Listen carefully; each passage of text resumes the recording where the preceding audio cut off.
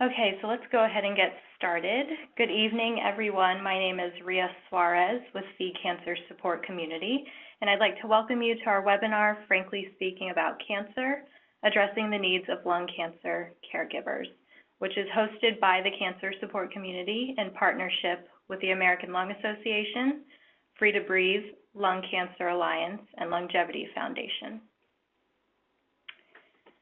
Before we start, I'd like to go over a few housekeeping items. Today's call is being recorded and will be made available on our website. I will send an email out to all those who registered once the recording is available. For this webinar, our presenters will be featured first, and then we will move into the question and answer portion. If you'd like to ask a question throughout the webinar, please feel free to do so. If you see on your screen, there is a box on the lower right-hand corner that says Q&A, and you can submit a question through that box at any time. At the end of this webinar, you will be redirected to the post-webinar survey. Please take a moment to complete this survey as your input is of great value to us. The survey will only take a few minutes. So to get us started, I'd like to go over some background on the Cancer Support Community. We are a global network of nonprofit organizations that provides the highest quality emotional and social support through our network of more than 50 affiliates, 100 satellite locations, and our online programs. This slide just lists some of the resources and services that we offer. We have our Cancer Experience Registry, our Open to Options program, our Frankly Speaking About Cancer education series, and our Cancer Support Helpline. If you'd like more information on any of these programs, please feel free to visit our website or call our helpline, which is listed on the screen at 888-793-9355.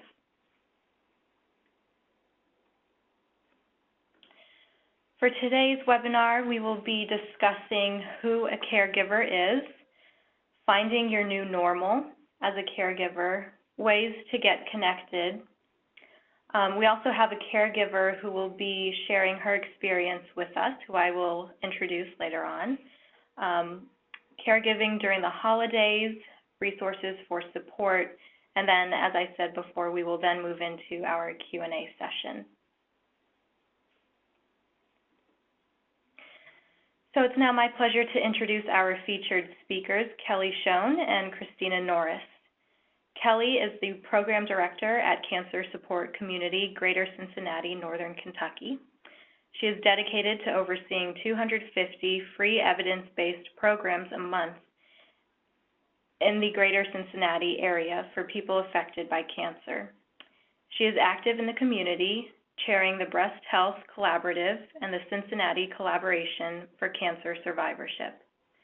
Kelly also clinically supervises Northern Kentucky University Master Level social work students.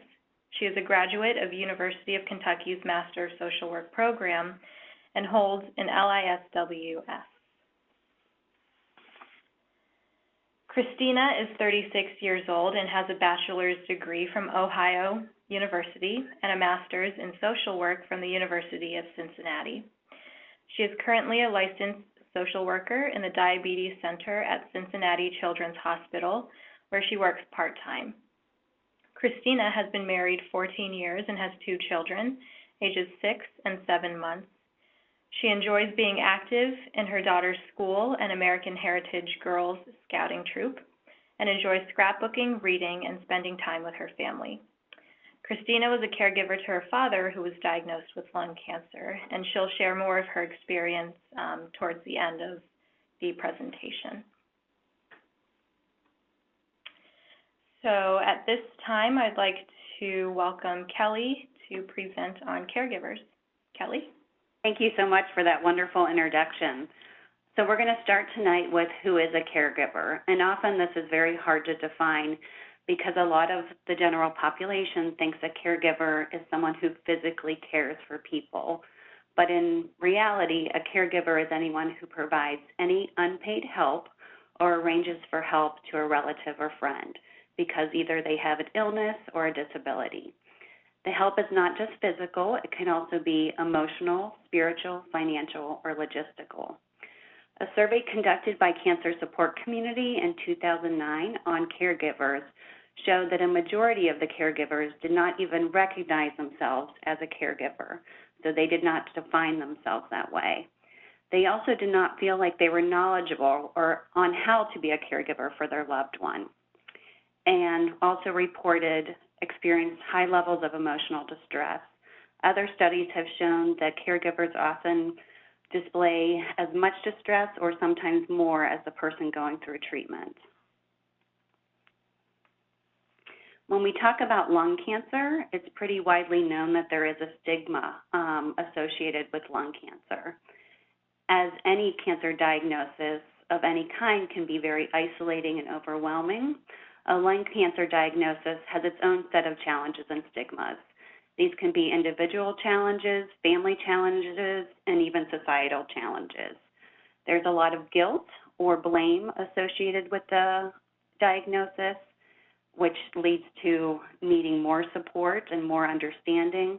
And even with the society, people often lump people with lung cancer as, oh, they were smokers, while not everybody who develops lung cancer is a smoker. Some of the challenges associated with lung cancer is it can often be even more isolating than other cancers because of the stigma. Some of the universal challenges of any cancer diagnosis are loss of control, loss of hope, and unwanted aloneness. Caring for someone with cancer comes with many different challenges as well, and those are listed below: stress, anxiety, fear, loneliness. But often the caregivers are the people not getting as much care or support themselves, and often feel like it's not them going through treatment, it's the person with lung cancer, so why are they feeling distressed? And oftentimes this can be an unmet need for the caregivers. So how to be a resource? The biggest piece of being a resource is feeling empowered by learning more about the lung cancer diagnosis. By learning about side effects, things that may come up through treatment, it will really help reduce anxiety and may help with planning purposes as well.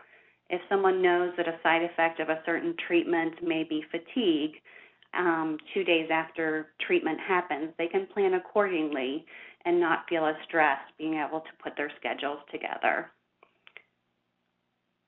The other piece that's very important is to be able to support your loved one with lung cancer is being able to open up and share feelings and concerns together. A lot of times the best thing to do with this is an open dialogue and really trying not to protect each other, but to have an honest conversation. It's very important to consider support services offered.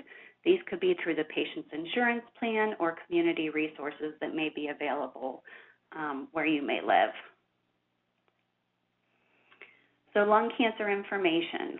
We already talked about gathering information is so important.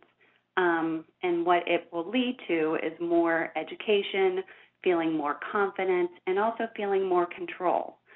A lot of people diagnosed with cancer, as well as their friends and family members, feel like they're out of control because their body has done something that they weren't wanting it to do, and the doctors are doing the treatment. So by becoming informed, asking questions, you can regain some of that sense of control. The one thing we want to make sure is don't just Google lung cancer in a regular search. You want to make sure you go to really good places to gather reliable information. Some of those are listed below: the American Lung Association, Cancer Support Community, Free to Breathe, Lung Cancer Alliance, Lungevity Foundation, and the National Cancer Institute. So just remember to make sure that you go to good, reputable sites. Helping with treatment. So cancer diagnosis with any type of cancer as well as lung, there's lots of doctor's appointments. And doctor's appointments can be very stressful. So it is so helpful as a caregiver to be able to attend these appointments with your loved one. And by doing this, you're able to be there, take notes, write down whatever the doctor's saying, record any special instructions that you may be given, and just remember when you are there that make sure the doctor is communicating with your loved one and answering their questions so they can feel supported and control as well. A great resource from the cancer support community is something called Open to Options, which can be found on the Cancer Helpline. And this is a simple program to help you and your loved one prepare for an upcoming doctor's appointment so you can make sure all of your questions are answered. And as with anything, problems do arise, and especially going through treatment. There's bumps in the roads and different logistical things. So when problems do come, the best thing to do is really define what it is. Some are big, some are small, and the best thing to do is to make sure if you can take your emotions out of that and really see the practicality of the problem. And look at what you can control and not control. And what you can control, make action steps to deal with that problem. You can ask for advice, information, and always remember you can ask other people for help. It does not always have to fall on one person.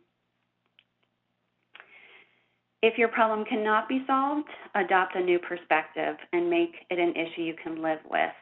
So many times here at the cancer support community in Greater Cincinnati, I'm amazed by people coming in and saying, you know, I wouldn't wish a diagnosis on anyone, but it's really brought me a different perspective in life. And they're able to kind of shift those things and look at the good pieces. And also always acknowledge your feelings because they're valid. Whatever they may do, honor them, work with them, and move through them. And always find support. So getting connected is a huge thing because as we talked about before, a lung cancer diagnosis can be very isolating. And we know that it doesn't just happen with the patient, it affects the entire family. So the best thing to do is try to connect with other people in your same unique situation. By talking with other caregivers, you're able to really share experiences, get validated, realize that a lot of things you're going through are very normal. And anything, you know, there's always when connecting with other people, little hints and tips or that shifted perspective of looking at things in a new way that can be so vital while maintaining your own balance as a caregiver. So where do you find these caregivers? There's many different options, and depending on where you live, one place that I definitely recommend is a cancer support community. There are locations across the United States. We have face-to-face support groups that are specific for friends and family and caregivers. So it's a safe place to sit in the room together and connect with others. And there's also online support as well. People go to their religious guides, oncology social workers, and other support organizations. So you can always ask the doctor or the nurse what is in your community. There's also some other links below that you can look at later and find what works for you. The new normal. So we know with shifting responsibilities and different changes in routines that things are not the way they used to be. So a lot of times this term is called the new normal. And your new duties as a caregiver can change your routine. These can be both emotional as well as practical tasks in caregiving. So it may be that you are paying the bills or doing grocery shopping or cleaning more or more taking care of the children and don't have as much help as you used to. Or it could be emotionally supporting your loved ones, sitting there and listening and being present. What we want to make sure is that it's important to still maintain your own needs and try to do some of the normal activities that you did before to balance. And those can be different for everybody. It may be that you go to your book club once a month or see a movie with a friend, but just making sure that you don't lose that piece. And as we said before, just identifying parts of your life you can control and not. Not everything's going to be the same. but what can you do to be able to have that good balance? And always remember to take care of yourself. I was a caregiver myself, and I'm a social worker, and when I was actually in it, I forgot a lot of these things. So it's always very important to take care of yourself, because the better you can take care of yourself, the better you're able to help your loved one. Caregiving is physically, mentally, and emotionally taxing, especially if your loved one's needs grow over time or shift. Most caregivers, or some, can reach a point where they're very overwhelmed, and that can lead to burnout. So what we want to make sure is to avoid that burnout, to really take good care of you. And that's maintaining a good physical health as well as the emotional health to avoid burnout. The other piece is continuing that open dialogue with your loved one and letting them know what you're able to handle and not, and not making sure that you're open about it so there isn't resentment or miscommunication about what's happening. Take breaks. So we can give ourselves a timeout, and taking time for yourself is not selfish. And you're allowed to say no, and we cannot do everything. Nobody is expected to be Wonder Woman or Superman. So finding time to take off from caregiving so you can relax and focus on you. There's all different ways that people can relax and take care of themselves. Some may be as simple as walking, being with their children, meditation. There's lots of little downloads on phones and computers to be able to help bring those resources right to you. Another possibility is respite care. So respite care can be short-term temporary relief to caregivers who are providing full-time support to a loved one. It offers intensive care for the patient in their home so the caregiver can take a break and reboot and renew. To find a program, you can visit the National Respite Network and Resource Center at the listed URL below. Setting limits. So you are still valuable and doing great and doing wonderful even if you have to set limits. It's a gift to yourself as well as your loved one. And be firm when you cannot help. For a lot of us, it's very hard to say no. We want to say yes. And sometimes the biggest gift to ourselves is setting those boundaries. And don't get carried away in the whirlwind. Because as we talked about earlier, there's some things we can control and there's some things we cannot, and really focusing on the pieces that we can control.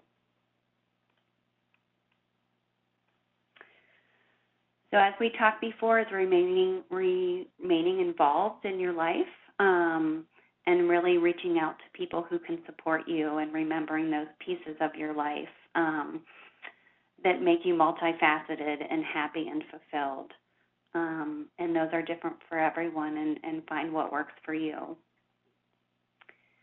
Staying healthy, so that's sometimes easier than not. And staying healthy is a mix of everything. So it's eating well, getting enough sleep, building exercise into your schedule. If you feel like you're starting to get sick, go to the doctor. Because when people are very stressed, it's easier to sometimes get sick or not take care of ourselves as well as we could be. The mental health aspect is huge as well. So there's lots of different resources to help process those feelings. A great one is the Cancer Support Helpline, and it is available to caregivers, and the number is right there on the screen, and you're able to call and talk to licensed professionals that can help. So with any cancer diagnosis, as well as lung cancer, there's lots of logistical issues as well. Some of those include legal and financial issues surrounding the lung cancer diagnosis. One thing as a caregiver that you can do that's helpful is help organize the paperwork, help organize the doctor's appointments, find answers to different questions. Is there a will in place? Is there a power of attorney? And it may be that your loved one already has these things put together, but it's always good to make sure all of the logistical pieces are there, because it really helps with peace of mind for the entire family. The holidays are coming up, and often this can be a very hard time for families going through a cancer diagnosis or those who've lost a loved one to the cancer. The holidays often are filled with joy and cheer, but there's also a lot of stress that goes on with that, and emotion can be very difficult for people who've had a major shift in their life, such as cancer. It's very common to feel isolated, alone, sad, even when you're in a huge party or surrounded by friends and families. The biggest piece that we talk about here that's been very helpful is that often traditions change as situations change, and that's okay, and it's actually often very helpful for families of letting go of what has always been to open up for new things. So below is a list of suggestions from patients, families, and friends affected by cancer in regards to the holidays. So setting those realistic expectations. If you or your loved one always hosted a big family celebration and cooked and cleaned, you may want to reach out to others and say, how about you host this year? Or let's change things and make it a potluck.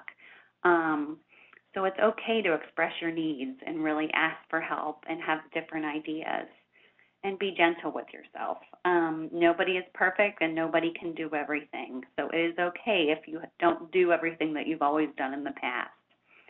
And keep things simple and non-strenuous. Many families here over Thanksgiving ended up going out to dinner instead of cooking. And they had a wonderful time, and there was no stress on anybody. And they were really able to focus their energy on each other, not the cooking and cleaning. And seek support. Next is a list of resources that can be gone through later. And I am going to shift over to Christina Norris so she can share her story. Okay, thank you, Kelly. The Caregiver Experience is basically everything, Kelly, that you said, was everything that I lived with my father. My father was diagnosed with lung cancer in June of 2012, and he was scheduled and had lung removal surgery in the middle of July the following month. And he spent about 6 weeks in the hospital. There were some complications, and then 2 more weeks in rehabilitation, getting his strength back before coming home. And he was scheduled to go through chemo and radiation that winter following the hospitalization. So he came to live with me and my family after he got out of the hospital. And he stayed with us for about 6 months. And I took care of him during that time while he was really still recovering from his lung removal surgery and, caregiving, just physical caregiving with wound care and things like that. And then caring for him as he was going through chemo and radiation.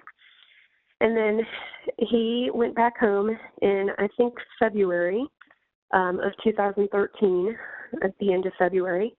And over the spring and summer, his scans were clear, and he was doing okay, but he had some new symptoms in November of last year, in 2013.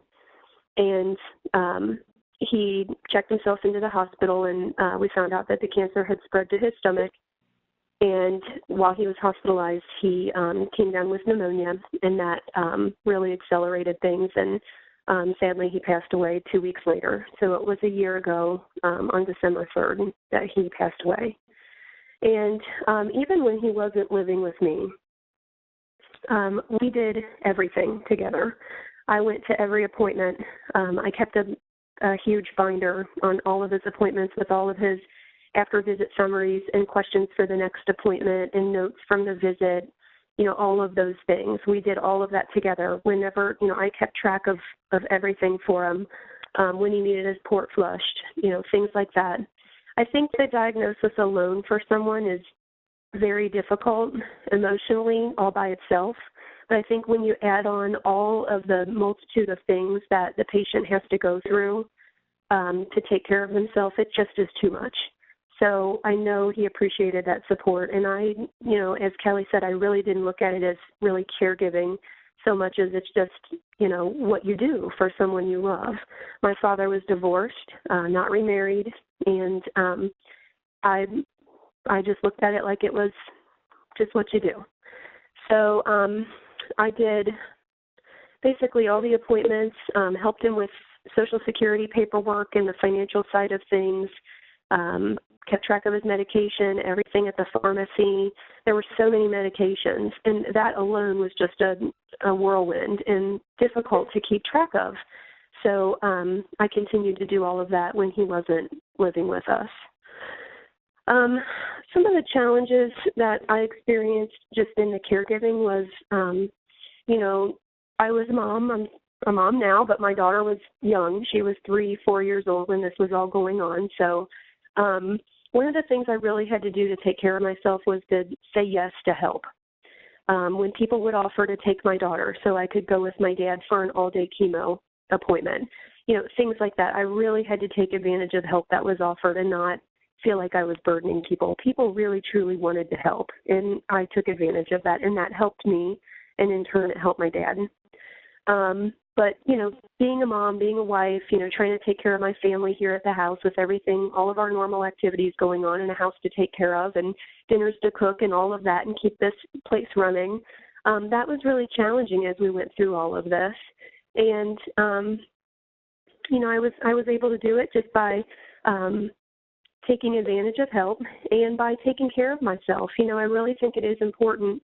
And I think one of the things that really kept me going and kept me from getting burned out was just, taking advantage of invitations. When people invited me to go out to eat or to go have coffee or something like that, I said yes. That was a mental break for me. So, I really think if you're going to take good care of your loved one, you have to take good care of yourself. It is not selfish, and it keeps you really from getting that caregiver's fatigue, getting that burnout. So getting enough rest, sleeping, eating, continuing to do the activities that you enjoy, whether it's reading or, scrapbooking or, cards or whatever it is, to find your thing and keep doing it. And I think, that was pretty much how I kept going. I just had to continue to devote time to all the different parts of me. I played with my daughter. I took her to play dates. I continued to go out with my husband on the rare occasion that we actually got to go out, but we did. All of the different parts of you have to keep taking care of. And then just talking with my dad, we were emotionally there for each other during all of it. And, I supported him and he really supported me. And, just hearing him tell me how grateful he was for everything that I was doing and how he couldn't have done it without me, that was enough to keep me going right there. And I think those are the biggest things.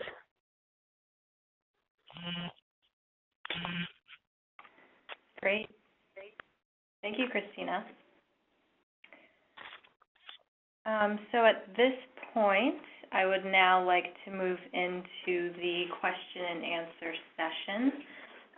So again, if you have a question, feel free to type it into the Q&A box to the right of the screen. We had some questions submitted prior to the webinar as part of the registration process. So I will begin with those. So Kelly, our question is for you.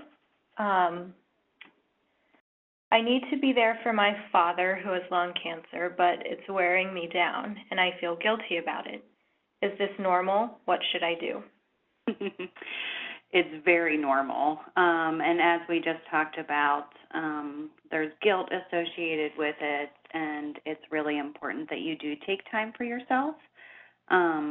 It would be probably really beneficial to connect with other caregivers, because then those feelings are so normal in that role, and really helps validate the feelings that you do need to take care of yourself. Great. Thank you. So we have another question here. I worry about my mother who has lung cancer. I don't want to burden her with my worry. Should I talk to her about it? Who else can I talk to? That's something that we get a lot here at the cancer support community, which is why I really am a huge fan of having separate support groups for friends and family members than those diagnosed with cancer, because it's a safe space to really talk about all your fears and worries, but not having to burden or create more stress for your loved one. Now, that doesn't mean you don't talk with them at all about it, but it helps process your feelings to be able to have a conversation that you're going to feel good about. Great, thank you.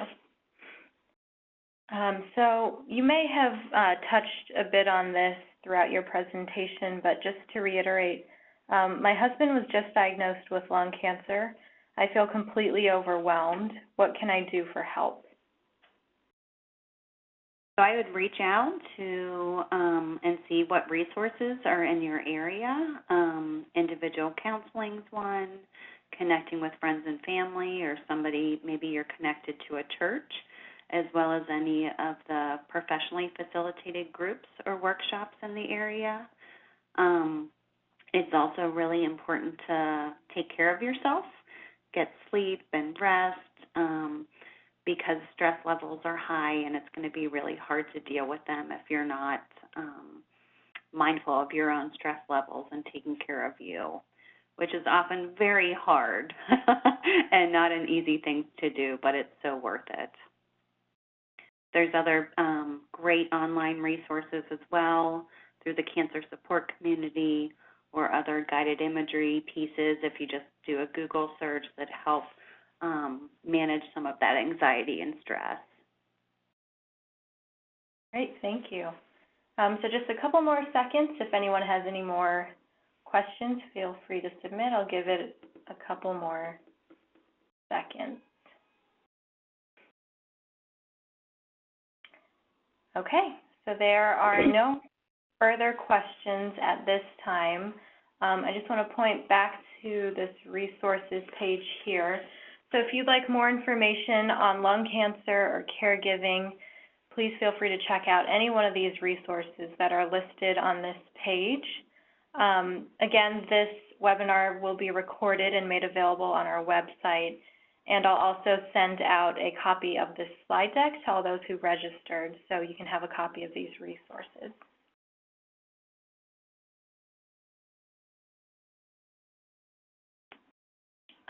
So at this time, I just want to say thank you to everyone for your enthusiasm and questions that have made today's webinar a great success. I would also like to thank our wonderful speakers, Kelly Schoen, for sharing this important information with us, and Christina Norris for sharing your experience with us. I'd also like to thank our program partners, the American Lung Association, Free to Breathe, Lung Cancer Alliance, and Lungevity Foundation. CSC would also like to thank our program supporters, Boehringer Ingelheim and Eli Lilly and Company. Again, please take a moment to complete our post-webinar online survey, which you will be automatically redirected to at the end of this webinar. It's a brief survey, and we appreciate any feedback that you have. Thank you so much for your participation, and I hope you have a good rest of your night.